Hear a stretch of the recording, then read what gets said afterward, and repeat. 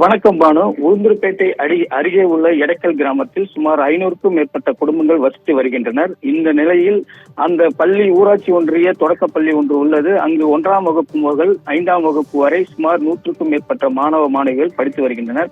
இந்நிலையில் திடீரென 20க்கும் மேற்பட்ட, அதாவது கனிஷ்கா, அமுதன், பூமிகா, கவி, விஸ்வா, மகாலட்சுமி, காவியா, கதிர்வேல், சகானா, நிவாஷினி, ஜெயஸ்ரீ, காவியா உள்ளிட்ட 20க்கும் மேற்பட்ட பள்ளி மாணவர்கள், குழந்தைகள் உள்ளிட்டோருக்கு திடீரென மஞ்சக்காமலை ஏற்பட்டு உளுந்தூர்பேட்டை அரசு மருத்துவமனையில் அனுமதிக்கப்பட்டு சிகிச்சை பெற்று வருகின்றனர்.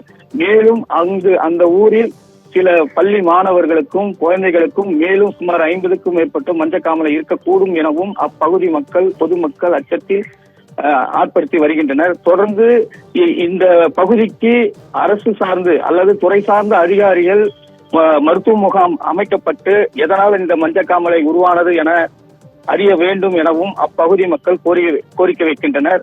மேலும் தொடர்ந்து மஞ்சக்காமலை சுமார் 50க்கும் மேற்பட்டோருக்கு ஏற்பட்டிருக்கலாம் எனவும் அப்பகுதி மக்கள் அச்சத்தில் உள்ளனர். பானு.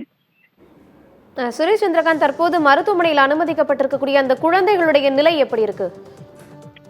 அவங்களுக்கு இப்போ சிகிச்சை மருத்துவர்கள் சிகிச்சை அளிக்கப்பட்டு பெற்றோர்களுடன் ஆதரவுடன் அங்கு உட்கார சிகிச்சை அளிக்கப்பட்டு வருகிறது. பானு. மேலும் தீவிர சிகிச்சை பிரிவில் மாணவர்கள், மாணவிகள் கண்காணிப்பு உள்ளனர். பானு.